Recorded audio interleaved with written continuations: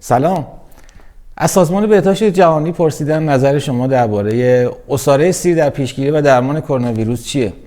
گفتن سیر گیاه مفیدیه که اثر درمانهای متعدد و اثر آنتی باکتریال ثابت شده‌ای داره، ولی ما مدارکی به نفع اینکه عصاره سیر باعث پیشگیری و درمان کرونا ویروس بشه نداریم.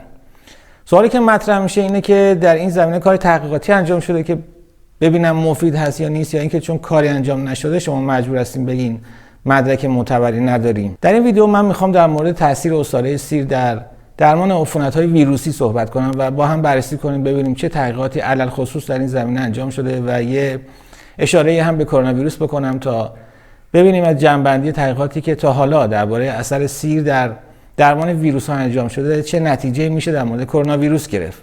اگه علاقه‌مند هستین ادامه ویدیو رو ببینید. من دکتر حمید سجاد هستم، متخصص داخلی. در این کانال درباره اینکه چه چیزی سلامتی ما رو تهدید میکنه صحبت میکنم و اینکه چه کنیم تا سلامتیمون رو تا حد بالا حفظ کنیم و اگر در هر مرحله از بیماری هستیم چه کار کنیم مشکلات کمتری داشته باشیم. و همین دلیل از شما دعوت میکنم با کلیک دکمه سابسکرایب عضو این کانال بشین. دکمه سابسکرایب هم در پایین ویدیو دیده میشه و زنگوله کنارش رو هم کلیک بکنید تا هر موقع ویدیو جدید ایجاد کردم مطلع بشین. اما بریم سراغ موضوع ویدیو. سیر گیاهیه که بشر 5000 سال قبل ازش استفاده دارویی و غذایی داشته و به عنوان پیشگیری و درمان خیلی بیماری‌ها ازش استفاده می‌شده.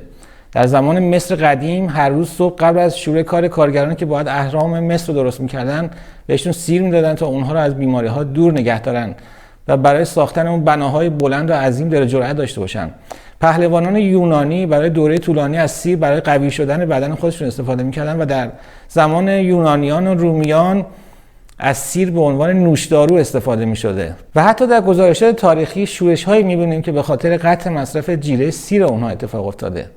حتما تا به حال شنیدین که سیر ریسک گرفتگی عروق قلبی رو کم می‌کنه، ریسک ابتلا به سرطان‌ها رو کم می‌کنه مثل سرطان معده، پروستات، مثانه و سرطان سینه. اثر آنتی اکسیدانی داره. آنتی اکسیدان‌ها رو اگه بخوام خلاصه بگم ترکیبات مفیدی هستن که مانع مرگ سلول‌ها میشن، کلاً برای سلامت بدن مفید هستن. سیر روی قند خون تاثیر میذاره که ممکنه قند رو بالا یا پایین ببره که در جای خودش خیلی جای بحث داره. تاثیر در سلامت مفصل داره، در یبوست، در مارگزیدگی و حشره گزیدگی و در بیماری‌های زنان کاربرد داره. تاثیرهای مثبتی در خلق و خو و رفع استرس و خستگی داره. به عنوان رفع سردرد استفاده میشه، در شکم درد و حفظ سلامت کبد، در احتقان سینوس‌ها و آسم و برونشیت و تنگی نفس و سرفه کاربرد داشته. در نقرس و روماتیسم و بواسیر و کنترل فشار خون بالا و کنترل کلسترول و چربی بالا و پرکاری تیروئید شواهد درمانی ازش دیده شده. مواردی که من اشاره کردم به این مفهوم نیست که الان همه افرادی که این بیماری ها رو دارن بیان از سیر استفاده کنن. من فقط اشاره‌ای به اثرات درمانی اون در طی زمانهای طولانی کردم و میخوام بگم برای مواردی که احتمال داره اثر درمانی داشته باشه باید تحقیقات آکادمیک انجام بشه، کما اینکه تا حالا هم خیلی انجام شده و برای تک تک مواردی که اشاره کردم میشه یه ویدیوی جداگانه درست کرد. هر کدوم از هموطنان عزیز ما که دچار هر کدوم از این بیماری‌ها هستن در درجه اول باید با پزشکشون مشورت کنن، چون توصیه‌ای که پزشک انجام میده بر مبنای تحقیقاتی هست که همه جوانب سلامت بیماران در نظر گرفته و اگر من به موارد درمانی سیر اشاره کردم دلیل بر این نیست که قبل از توصیه‌های پزشکتون از سیر استفاده کنید. من فقط یه اشاره تاریخی به کاربردهای درمانی سیر کردن. خارج از اینکه در رسانه‌ها درباره سیر چی میگن و آزمایشگاه‌های تحقیقاتی چه نظری دارن، ولی فکر نمی‌کنم کسی شک داشته باشه تقاضا برای استفاده از سیر به عنوان یک دارو در پیشگیری و درمان بیماری‌ها در تمام کشورها بالا هست. حتی در کشورهای غربی انواع محصولات سیر که به صورت فروش مجاز در داروخانه‌ها فروخته میشه آمار فروشش بالا هست و به حد خیلی از داروهایی که نسخه‌ای هست میرسه. به همین خاطر چقدر خوبه که محققان پزشکی تحقیقات بیشتری انجام بدن و درباره مواردی که اشاره میشه سیر جنبه مفید درمانی یا پیشگیری کننده داره تحقیقات کاملتری انجام بشه، همونطور که همکنون ریشه خیلی از داروهایی که نسخه‌ای هست و طبیعت هست و داریم به خوبی استفاده می‌کنیم منتها با رعایت اصول علمی. در بیماری‌های عفونی باکتریال سیر نقش درمانی در درمان گلمژه و جوش پلک داره. گفته میشه در درمان عفونت‌های تنفسی کاربرد داره که هم باکتری‌ها و هم ویروس‌ها اونجا دخالت دارن. گفته میشه در زمانهای قدیم در درمان عفونت‌های دهان و دندان استفاده می‌شده. برای درمان سینوزیت استفاده می شده که باکتری‌ها اونجا نقش دارن، برای درمان بیماری پوستی جذام، درمان تب، درمان عفونت‌های انگلی و قارچی کاربرد داشته. اگه بخوام برم به تاریخ و از اثر آنتیبیوتیکی سیر بگم، برمیگرده به خیلی وقت پیش که به عنوان رفع کننده چرک استفاده می شده و در 2 جنگ جهانی اول و دوم برای درمان زخم‌های چرکی سربازان استفاده می شده. لویی پاستور میکروب شناس معروف هم توی نوشته‌هاش اشاره به خاصیت سیر به عنوان آنتی باکتریال داشته. درباره اغلب اثرات ضد باکتریای سیر تا حالا مطالعات زیادی انجام شده و همین الان اگه شما لیست پایان‌نامه‌های دانشکده‌های پزشکی و داروسازی و دامپزشکی رو ببینین، درباره تاثیر عصاره سیر کم مطلب پیدا نمی‌کنید. در طی 100 سال اخیر مطالعات زیادی برای بررسی اثر ضد باکتریال سیر انجام شده. من به بعضی از اونها به طور خلاصه اشاره می‌کنم. اولین مورد این که دیدن سیر اثر مساوی داروی آنتی باکتریال سیپروفلوکساسین داره. اثر پیشگیری کننده در پلاک‌های دندانی داره که می‌دونیم باکتری‌هایی به نام استرپتوکوکا نقش مهم اونجا دارن. در بیمارانی که عفونت‌های مقاوم به چند دارو داشتن این گیاه مفید بوده. در بیماران سلی که درمان اونها پیچیده شده و مقاوم به چند دارو بودن این گیاه مفید تشخیص داده شده. من به مواردی از اثر ضد باکتریال و ضد انگل و ضد قارچی سیر اشاره کردم. ولی باید اشاره کنم که تحقیقات کمی تا به حال درباره نقش سیر در کنترل ویروس‌ها انجام شده.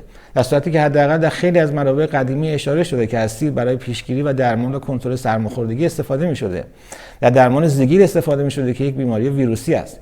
من شخصاً خیلی کنجکاو بودم ببینم چه کارهایی انجام شده که خلاصه تحقیقم که از منابع مختلف جمع‌آوری شده الان خدمتتون میگم. یه تحقیق در سال 1985 در آزمایشگاه انجام شده و موفق شدن ثابت کنن عصاره سی تونسته جلوی ویروس آنفولانزای آ و بی رو بگیره. آنفولانزای آ و بی همون انواع آنفولانزایی هستن که هر سال میان سراغمون و ما واکسنشو میزنیم و ترس چندانی هم ازش نداریم. تحقیق دیگه‌ای در سال 1993 انجام شده، متوجه شدن عصاره سیر میتونه روی ویروس CMV تاثیر بذاره.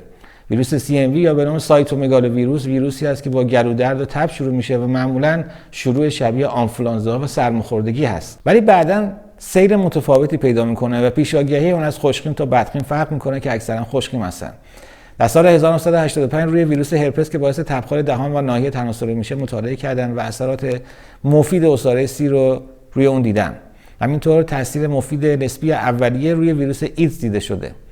در سال 1989 و 1992 مطالعاتی روی ویروسی به نام روتاویروس انجام شده که گاهی باعث عفونت‌های شدید تنفسی میشه و متوجه شدن سیر اثر مفیدی داشته. در سال 1992 مطالعه دیگه انجام شده که به یک عده عصاره سیر دادن و به یک عده دیگه ترکیب بی‌اثری دادن که هیچی توش نبوده، اما بهشون هم نگفته بودن که به اصطلاح داروی پوچ دریافت کردن که ما به این داروها و به این روش میگیم پلاسبو. دیدن که گروه اول که سیر دریافت کرده بودن هم تعداد موارد سرماخوردگی کمتر بوده، هم شدت بیماری کمتری داشتن. در سال 2016 یعنی 5 سال قبل مطالعه با همکاری 2 مرکز تحقیقاتی معتبر ایران انجام شده که یکی از اونها یک مرکز تحقیقاتی دانشگاهی میکروب شناسی بوده و یکی دیگه مؤسسه سرم‌سرازی رازی که در زمینه تولید واکسن فعالیت داره. هدف بررسی تاثیر عصاره سیر روی یک نوع کرونا ویروسی بوده به نام IBV که مخفف اینفکشس برونشایتیس وایرس هست. یه نوع کرونا ویروسیه که در صنعت مرغداری باعث کشتار خیلی زیادی میشه و اون کرونا ویروس هم روی سیستم تنفسی ماکیان تاثیر شدید و کشنده‌ای داره. اون موقع فقط صحبت از کشت و کشتار در صنعت مرغداری بوده و نگرانی از انتقال اون ویروس به انسان نبوده. خلاصه این مقاله این بوده که عصاره سیر تونسته تاثیر قابل ملاحظه‌ای در جلوگیری از تکثیر اون نوع کرونا ویروس داشته باشه. باید بگم اون مقاله با استفاده از آخرین تکنولوژی روز دنیا انجام شده. من وارد بحثش نمیشم، ولی در این حد بگم که تونستن سلول‌های حاوی ویروس رو در محیط آزمایشگاه کشف بدن و تاثیر عصاره سیر رو روی اونها بررسی کنن. این مقاله در منابع معتبر خارجی منتشر شده. من لینکش رو در قسمت توضیحات ویدیو میذارم. در سال 2009 تحقیق دیگه‌ای توسط 2 مؤسسه معتبر دیگه تحقیقاتی ایرانی انجام شده که یکیشون استوپاستور هست و یکی دیگه یه مرکز تحقیقاتی ویروس شناسی بوده که مشترکاً کار تحقیقاتیشون رو انجام دادن برای اینکه ببینن عصاره سیر چه تأثیری روی آنفولانزای H1N1 داره.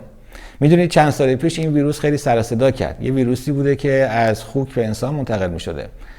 اینها هم سلول‌های آلوده به ویروس رو کش دادن در محیط آزمایشگاه و دیدن عصاره سیر تاثیر قابل ملاحظه‌ای در جلوگیری از تکثیر سلول‌های آلوده به ویروس داشته. خب با یک مروری که از مجموع تحقیقاتی که چه در داخل ایران و چه در خارج ایران انجام شده و در مجلات بین‌المللی منتشر شده، اینطور به نظر میرسه که شواهدی در تاثیر عصاره سیر در ویروس‌ها وجود داره، اما اطلاعات ما برای اینکه نظر قطعی و نهایی بدیم که به نوعی از این گیاه استفاده بشه هنوز کامل نشد. محققین معتبر و کسانی که تصمیم گیرنده هستند نیاز به دریافت کارهای تحقیقاتی بیشتر و تکمیل کننده دارند تا استانداردهای اونها رو پر کنن. مخصوصا اون مقاله‌ای که اشاره به کرونا ویروس کرده بود برای من خیلی جالب بود. جالب از این نظر که 5 سال پیش صحبت کرونا ویروس با این حالت تهاجمی برای انسان نبود و اگر بوده صرفاً صحبت کشتار در صنعت مرغداری بوده. با توجه به کشتار وسیعی که اون موقع در صنعت مرغداری داشته و بی‌شباهت به وضعیت الان انسان‌ها نداره و با توجه به تحقیقات امیدوار کننده‌ای که از تاثیر سیر دیده شده، به نظر باید این تحقیقات روی انسان هم انجام بشه. چقدر خوبه که همون دو گروه محقق ایرانی که چند سال پیش روی مرغ‌ها تحقیق انجام دادن، روی انسان هم تحقیقشون رو پیگیری کنن تا ببینن عصاره سیر روی کرونا ویروسی که به انسان حمله کرده چه تأثیری داره. برای اینکه نظر محققین معتبر جلب بشه باید خیلی فاکتورها لحاظ بشه. مثلا آیا تعداد نمونه‌های آزمایشات کافی بوده؟ آیا اگر آزمایش در شرایط مشابه تکرار بشه نتایج مشابه میده؟ آیا معیارهای علمی رو پر کرده؟ آیا نتایج در آزمایشات مختلف یکسان و منطقی هست؟ در مجموع میخوام اینو بگم، اینطور نیست که بررسی کردن و نتیجه گرفتن که روی کرونا ویروس انسانی مفید نبوده. موضوع اینه که کاری انجام نشده یا حداقل اینکه من خبر ندارم. اگر دوستانی هستن که خبر دارن در قسمت کامنت ها بنویسن. و چون کاری انجام نشده و با اون مدرکی نداریم، بنابراین مراجع تصمیم گیری نمیتونن توصیه مصرف کنن. ولی به هر حال شواهدی وجود داره که میطلبه تحقیقات بیشتری انجام بشه. شما الان میبینید یه دارویی که یک مؤسسه بین‌المللی بعد از سالها تحقیق و صرف هزینه‌های زیاد وارد بازار دارویی کرده، بعد از مدتی متوجه میشن مثلا باعث مرگ 3 نفر شده که قبلا هشدارهای لازم به اون بیماران داده نشده بود. میان دارو جمع میکنن. چرا؟ چون تحقیقات اونها اونقدر کافی نبوده که اون مسائل رو پیش بینی کنه. به خاطر چی؟ به خاطر اینکه دارویی که به مردم معرفی میشه باید همه جوانب دارو لحاظ شده باشه. در مورد عصاره سیر هم همینطوره، خیلی مراحل باید بگذره. بهتره بگم باید هفت‌خوان رستم رو طی کنه تا اوکی نهایی مراکز تحقیقاتی رو بگیره. و اگه من نوعی که یه محقق کوچیک هستم بیام بگم احتمال مفید بودن سیر در درمان کرونا ویروس هست و شما رئیس سازمان بهداشت جهانی چرا اوکی نمیدی؟ اگه بگی تحقیقات بیشتری لازم دارم باید جواب خیلی سوال‌ها رو بدم. مثلا مکانیزم دارو چیه؟ عوارض کوتاه مدت دراز مدتش چیه؟ چه ملاحظاتی در بیماران کبدی و کلیوی و مادران باردار و خانم شیرده و اطفال باید انجام بشه؟ از چه دوزی استفاده بشه؟ چقدرش مفیده؟ چقدرش مضره؟ جواب همه این سوالات رو باید بدم. من میدونم همین الان که 4 اردیبهشت 99 هست، نزدیک 100 دارو در حال تست روی بیماران کرونا ویروس هست و اکثرا هم رد شدن به جز 1-2 مورد که شواهد دیده شده، ولی هنوز به مرحله اوکی نهایی نرسید. امیدوارم در تحقیقاتی که الان در حال انجام هست عصاره سیر هم توی برنامه‌شون باشه. ممنون از وقتی که برای دیدن این ویدیو گذاشتین. اگه از این ویدیو خوشتون اومده از اون دعوت میکنم با کلیک دکمه سابسکرایب عضو این کانال بشین و زنگوله کنارش رو هم کلیک بکنید تا هر موقع ویدیو جدید اومد مطلع بشین و همینطور دوستاتون رو هم دعوت کنین این ویدیو رو ببینن و عضو این کانال بشن.